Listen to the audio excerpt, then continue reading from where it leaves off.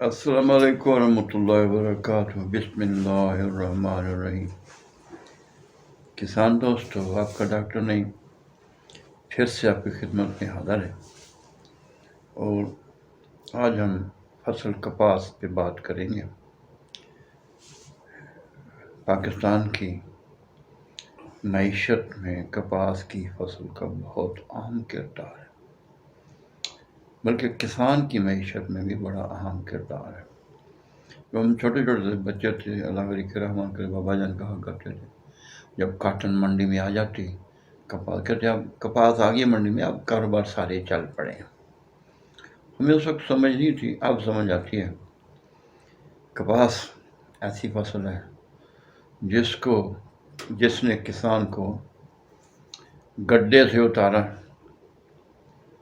اور پاجروں پہ چڑھا دیا، لینڈ کروزر پہ چڑھا دیا۔ لیکن جیسے ہی یہ کپاس ڈاؤن فال آیا، پھر کسان بیچارے کو وہ پاجروں بیچ کے گزارا چلانا پڑا۔ اور اس وقت بھی پچھلے کچھ سالوں سے کپاس فلاح پہ ہی جا رہی ہے۔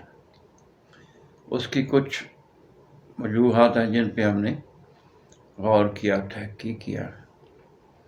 سب سے جو پہلا نقص ہے ہماری کپاس کی فلاح ہونے کا، وہ ہے روڈ ٹو روڈ ڈسٹینس، ہر دو لائنوں کا درمیانی فاصلہ۔ کپاس کی فصل جو ہے یہ ہاٹ اینڈ ڈرائی، گرم خشک موسم کا پودا ہے۔ تو اگر دو لائنوں کا فاصلہ 30 انچ 2.5 فٹ، جیسے ہمارے کسان عرصے سے اس پہ کاشت کر رہے ہیں، تو اور ویرائٹی سمپوڈیل ہو، بشی ویرائٹی ہو، جب وہ پھیلے گی تو ایک لائن کے پودے دوسری لائن کے پودوں کے ساتھ مل جائیں گے، شاخیں آپس میں پھنس جائیں گی، تو ود ان دا فیلڈ شاخوں کے نیچے نمی زیادہ ہوگی اور دھوپ کا وہاں تک گزر نہیں ہوگا، تو لو ٹیمپریچر ہوگا اور ہائی ہیومیڈیٹی ہوگی، نمی زیادہ اور گرمی کم۔ ایک تو یہ اس فصل کو سوٹ نہیں کرتی، دوسرا کیڑے اور فنگس دونوں کے لیے وہ فیوریبل ہے۔ اسی وجہ سے کیڑا اور فنگس کسان سے قابو میں نہیں آ رہا۔ Western countries, even China, India, ان کی دو لائنوں کا فاصلہ ہے 42 انچ، ہمارے یہاں 30 انچ، وہاں 42 انچ، 3.5 فٹ۔ لیکن وہ فاصلہ بھی مجھے کم لگا، 42 انچ بھی کم لگا، کیونکہ ان کی جو ویرائٹیز ہیں ویسٹرن کنٹریز کی، وہ مونوپوڈیل ہیں، سنگل سٹیک ہیں۔ تو میں نے تحصیل میلسی، موضع دھلو، اقبال خان بھابا میرے دوست ہیں، بھائی بنے ہوئے ہیں، ان کو میں نے کہا آپ ایسا کرو، یہ فاصلہ 4.5 فٹ لے جاؤ۔ مان گئے۔ ہم نے کاٹن ڈرل کیا اور اس کے 4 ٹائنز کی بجائے 3 ٹائن ایڈجسٹ کر لیا درمیان میں، ڈرل کر دی، کاٹن اگی۔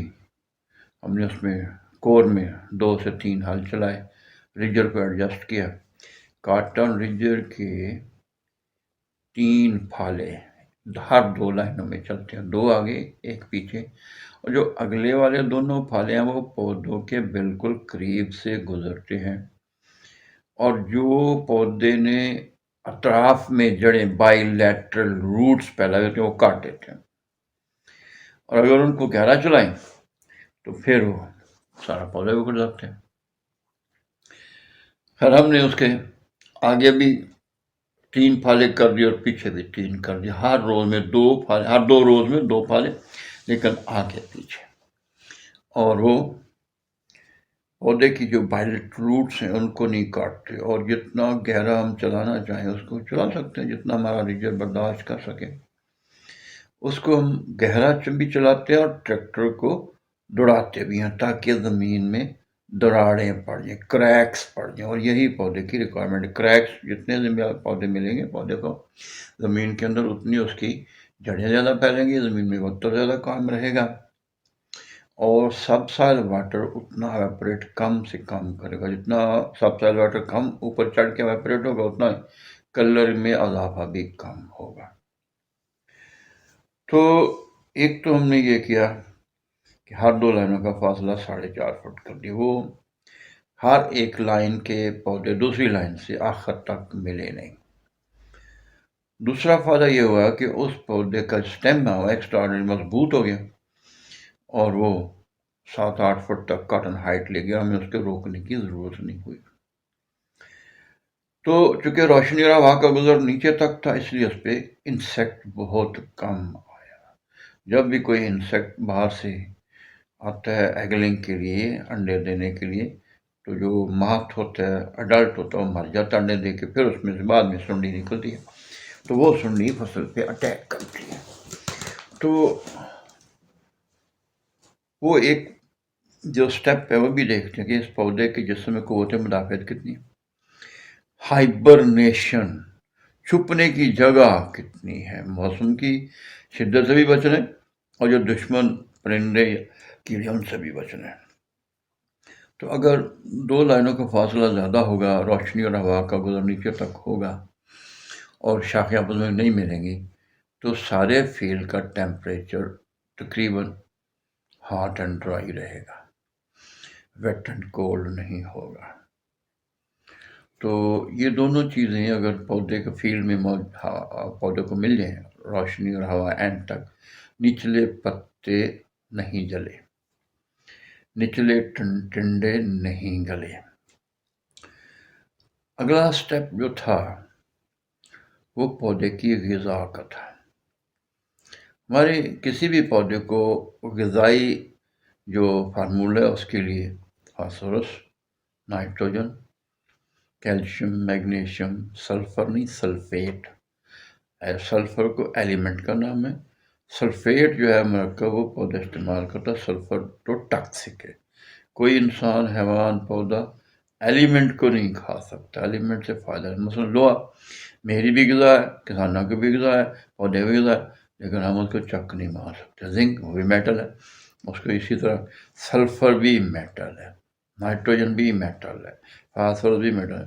اس کا کوئی مناسب ترین مرکب ہوگا جس کو ہم ڈھونڈیں گے اور وہ پھر پانی میں حال پذیر ہو تو پودا اس کو استعمال کرے گا۔ مثال کے طور پہ ہماری کمپنیاں اکثر و بیشتر 99% بورک ایسڈ کی جائے بوریکس دے رہے ہیں، اس کو بوران کا نام رکھے، تو بورکس جو ہے وہ واٹر سالوبل نہیں ہے، جو چیز واٹر سالوبل نہیں پودا اس کو جذب بھی نہیں کر سکتا۔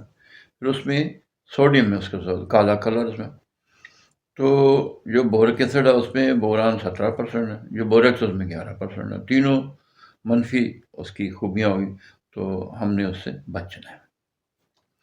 جب ہم نے اس کو کھاد دی، جیسے پہلی ڈوڈی لگتی ہے کاٹن پہ، تو اس کی جو فاسفورس ضرورت ہے وہ وہاں سے بڑھنا شروع ہو جاتی ہے۔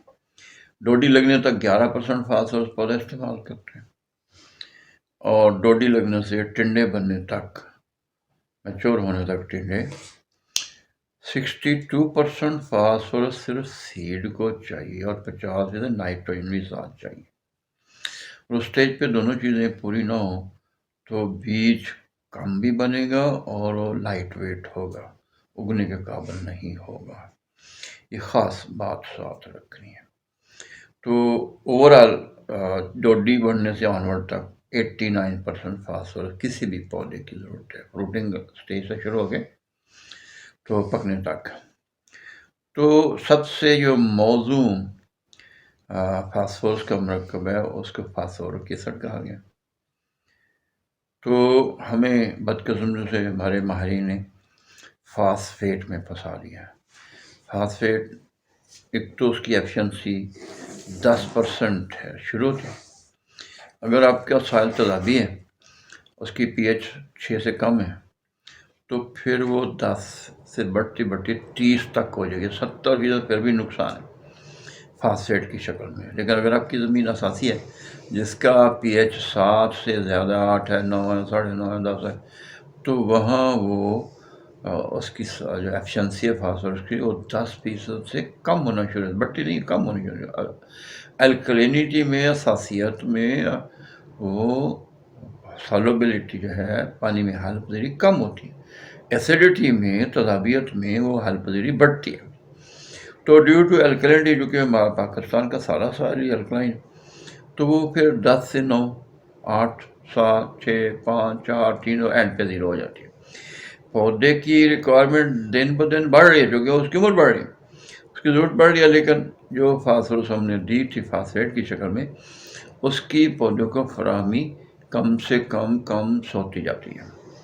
تو اگر ہم فاسفورک ایسڈ استعمال کریں گے تو اس کی ایفیشنسی 100% زمین میں، اور وہ زمین کے اندر موجود کیلشیم کاربونیٹ کو توڑ دے گا۔ کیلشیم کاربونیٹ ٹوٹا تو پی ایچ کم ہوگی، اور جو ہماری فاسفورس اب سے پہلے ضائع ہو چکی ہے زمین میں، 10% میں 90 تو کم از کم ضائع ہوئے نا، وہ زمین کے ذرات کو اس نے چاروں طرف سے گھیرا ہوا، کوٹ کر دیا، سب طرف سے گیند بنا دیا ہر ذرے کو۔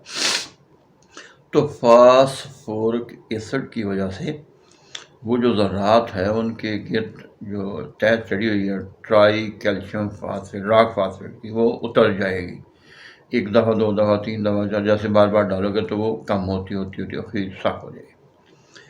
تو اس سے زمین کے مسام کھلے گا، زمین میں ہوا جائے گی۔ ویسے جیسے مسام بند ہو تو زمین میں ہوا نہیں جاتی، نمی تو ہوتی ہے، ہوا نہیں ہوتی، اینوروبک کنڈیشن، وہاں فنگس پھیلتی ہے۔ اب ہماری زمین میں فنگس بہت مقدار میں پھیل چکی ہے۔ تو اس کے ساتھ ہم نے فاسفورس، کچھ ماہرین کی رائے ہے کہ جو فاسفورک ایسڈ ہے یا سلفیورک ایسڈ ہے زمین میں ڈالیں گے تو زمین کے اندر جو آرگینک میٹر جل جائے گا، جو بیکٹیریا وہ مر جائے گا۔ تو میری ان سے گزارش ہے کہ قوم کے ساتھ دشمنی نہ کرو، اس بات کو بھول جاؤ۔ 1 ایکڑ کو ایک آب پاشی لگتی ہے 2 لاکھ لیٹر اگر فصل کھڑی اپڑ ہے، اگر واڑ ہل چلا ہوا، ہلویڑ ریاستی اس کا ہلویڑ کرتے ہیں، تو پھر 3 لاکھ لیٹر ہے۔ کوئی بھی کسان فاسفورک ایسڈ کو یا سلفیورک ایسڈ کو بغیر پانی کے نہیں ڈال سکتا، ڈالتا بھی نہیں ہے، اور ہم بھی ریکمینڈ نہیں کرتے۔ تو اگر 2 لاکھ لیٹر پانی بھی لگے اور 100 لیٹر فی ایکڑ سلفیورک ایسڈ ڈال دوں تو ریشو بنے گی 2000 لیٹر پانی میں، 10 ڈرم پانی میں 1 کلو تیزاب کی ریشو بنے گی، اور پودے کو، زمین کو، مائکروبس کو، آرگینک میٹر کو قطعاً نقصان نہیں دے سکتا، اور نہ اس نے دیا ہے۔ صرف احتیاط یہ کرنی ہے کہ جب آپ نے سلفیورک ایسڈ یا فاسفورک ایسڈ کی اپلیکیشن شروع کرنی ہے، آپ کا آدھا فیلڈ پانی سے بھر چکا ہو، آدھے میں بھی پانی جانا باقی، آدھے بھر چکا ہو، زمین کے اندر تقریباً 1 لاکھ لیٹر پانی ہوگا، اور اس میں اب جب تیزاب قطرہ قطرہ ڈرپ بائی ڈرپ فلڈ کریں گے تو اس پانی میں وہ تحلیل ہو کے بے بس ہو جائے گا، کوئی نقصان دینے کے قابل ہی نہیں رہے گا۔ فاسفورس زمین میں حرکت نہیں کرتی، اس کو حرکت دینے کے لیے magnesium nitrate, magnesium sulphate, magnesium chloride, تینوں میں سے کوئی ایک استعمال ہو سکتا ہے۔ میگنیشیم کلورائڈ جو ہے اس میں 21% میگنیشیم ہوتا ہے، اور وہ فاسفورس کو زمین سے ڈھونڈ کے پودے بیج تک پہنچاتا ہے۔ ٹرانسلوکیٹر فار دا فاسفورس اس کو کہا گیا۔ جو کلورائڈ ہے وہ بھی زمین کے کیلشیم کاربونیٹ چٹے کلر کے ساتھ، کالے کلر کے ساتھ دونوں ریئیکٹ کرے گا، اور سوڈیم کلورائڈ بنائے گا اور کیلشیم کلورائڈ بنائے گا، دونوں ہائیلی واٹر سالوبل ہے، ایک تو وہ پودوں کی جڑوں سے نیچے اتر جائیں گے۔ کیلشیم کلورائڈ جو ہے وہ پودے کی غذا کا لازمی جز بھی ہے، کیلشیم بھی دے گا، کلورائڈ پودے کی اتنی ضرورت ہے جتنی پودے کو سلفیٹ یا فاسفیٹ چاہیے۔ یہ پوٹاش اینڈ فاسفیٹ انسٹیٹیوٹ ہوائی کی اسٹڈی ہے۔ تو اسی طرح نائٹروجن دینی ہے، زنک دو گے نائٹروجن کے ساتھ ملا کے تو 2 مرکب بنیں گے، پودے کے چوٹی میں جو چھوٹا کمپل بڑھنی ہے جس نے آگے بڑھنا ہے، وینڈول ایسٹک ایسڈ، اور نائٹروجن سے اور زنک سے بنے گا۔ جیسے پودا بڑھے گا تو اس کی غذا کی ضرورت بھی بڑھے گی، اور پروٹین پودے کی غذا کا سب سے اہم حصہ ہے۔ سلفیٹ اور نائٹروجن مل کے وہ پروٹین بنائیں گے۔ اس لیے جب اپنے فاسفورس کے ساتھ دینا، ساتھ میگنیشیم کلورائڈ بھی دینا، ساتھ نائٹروجن بھی دینی، اور نائٹروجن اضافی دینی، ایک کی بجائے 2 بوریاں دینی ہے۔ ساتھ زنک بھی دینی ہے، 8-10 کلو فی ایکڑ زنک بھی ڈالیں گے۔ اور پودے کے تنے پہ جو انٹر نوڈ ڈسٹنس ہے اس کو مینٹین کرنا ہے میگنیشیم۔ جو زمین کے اندر وتر ہے زمین کا، اس کو مینٹین کیا ہے میگنیشیم کلورائڈ نے۔ جو پودے کے جسم سے پانی بخارات بن کے اڑتا ہے اس کو مینٹین کیا میگنیشیم کلورائڈ نے۔ سوکھے ہوئے پتے گنے کے، مکئی کے، چاول کے دوبارہ ہرے ہو گئے میگنیشیم کلورائڈ دینے سے۔ ساتھ میگنیشیم کلورائڈ زمین کے اندر جو فنگس ہے اس کو بھی کنٹرول کرے گا۔ اور کلورائڈ تو ابھی تک کچھ عرصہ پہلے تک ہم ایلڈرین، ڈائی ایلڈرین، BSC، DDT، یہ سارے کلورینیٹڈ ہائیڈرو کاربن سے بطور زہر استعمال کرتے رہے ہیں۔ تو وہ کلورائڈ پودے کے لیے ایک انسیکٹیسائڈ کا کام بھی کرے گا اور فنجیسائڈ کا بھی کام اس نے کیا ہے۔ فیلڈ آبزرویشن میں یہ آیا کہ اس نے فنگس کو بھی روکا اور کیڑے کو بھی روکا ہے۔ تو یہ میگنیشیم کلورائڈ ہو گیا، ساتھ بورک ایسڈ ہو گئے، تو پودا گرمی کے مطابق اپنے آپ کو محفوظ پائے گا۔ جتنی پھول بنتا ہے اس میں ایک فیمیل اور کتنے نر ہوتے ہیں۔ وہ میل جو ہوتے ہیں، نر ہوتے ہیں جو، وہ گرمی کو برداشت نہیں کر سکتے۔ ان کی آپٹی لیمٹ جو ہے، آپٹیمم لیمٹ جو 30 ڈگری سینٹی گریڈ ہے۔ اگر ٹیمپریچر اس سے اوپر جائے، جبکہ مئی، جون، جولائی میں تو 50 تک چلا جاتا ہے، تو وہ پولن مر جاتا ہے، نارسم مر جاتا ہے۔ اس کو گرمی سے بچایا ہے بورک ایسڈ نے۔ جو سبز پتا سورج سے روشنی جذب کرتے اوپر جاتا ہے، نیچے والی سطح سے کاربن ڈائی آکسائڈ جذب کرتا ہے، پھر وہ کھاد پانی لے کے اپنے لیے غذا تیار کرتا ہے، اس کو کہتا ہے فوٹو سنتھیٹس۔ جو فوٹو سنتھیٹس ہے، فوٹو سنتھیسس کے عمل سے بنے ہیں، ان کی تقسیم پودے کے جسم میں، ٹرانسلوکیشن، وہ بوران کے ذمے ہے۔ اگر بوران ڈیفیشنٹ ہوا تو پھر پودا آپ کا موسم کو برداشت نہیں کرے گا۔ اگر ڈرائی اینڈ ہارڈ پودے کو چاہیے تو وہ کیمیکل جو پودے کو ڈرائی اینڈ ہارڈ کا مقابلہ کرنے کے قابل کرتے ہیں، وہ بھی زیادہ ضرورت ہوگی، وہ بھی تو دینے ہوں گے نا، تو یہ بھی ساتھ دینے ہیں۔ تو کپاس کا جو 2 لائنوں کا فاصلہ کوشش کرنے 4.5 فٹ رکھو گے تو بچ جاؤ گے، کپاس تھوڑی کامیاب ہو جاؤ۔ ڈرائی جگہ تسی اپنا انٹر کلچر کرنے، ریجر چلانا، وہ اگلے 3 پھل کر دو، 3 اگے 3 پیچھے تھی، ایکو سیچ کر دو، ایک سیاڑ بناؤ 2 لائناں وچ، لیکن جنہ گہرا جا سکتا ہے ٹریکٹر دے نال جیڑی زمین دی لتاڑ ہوئی ہے، سائل کمپیکشن انہوں ختم کرنا واسطے ضروری ہے۔ زمین نو جڑ تھلے لے کے جان واسطے پودے نو زمین دے وچ وہ کریکس زمین دے وچ ضروری نے، وہ پیدا کرو گا۔ آپ پاشی ادوں دینی جدوں پودا منگے، اگر تسی میگنیشیم تے کاپر، بورک، زنک، فاسفورس پراپر دے دیتا ہے۔ ہاں، کاپر سلفیٹ جو ہے وہ بہت بڑا فنجی سائڈ بھی ہے اور انسیکٹری سائڈ بھی ہے۔ زنک اور کاپر دونوں مل کے دنیا کا بہترین فنجی سائڈ کا عمل ادا کرتے ہیں۔ کیڑا جب باہر سے آتا ہے پہلے فصل کو ٹیسٹ کرتا ہے، اگر وہ اس کے بس میں نہ ہو بات تو وہاں انڈا ہی نہیں دیتا، آگے چلا جاتا ہے۔ تو آگے کاٹن کا سیزن اور ارلی کاٹن، خاص کر کچھ دوست خربوزے میں انٹر کراپنگ کرتے ہیں کاٹن کی، تو یہ سارا ویڈیو دیکھ کے اس کے مطابق عمل کرنے کی کوشش کریں۔ مزید کوئی مشکل ہو، پرابلم ہو، کوئی بات سمجھ نہ آئے تو ہم سے رابطہ کر سکتے ہیں ٹیلی فون پہ 0333 62 466، 0303 769 769 1۔ وما علینا الا البلاغ۔ السلام علیکم ورحمۃ اللہ وبرکاتہ۔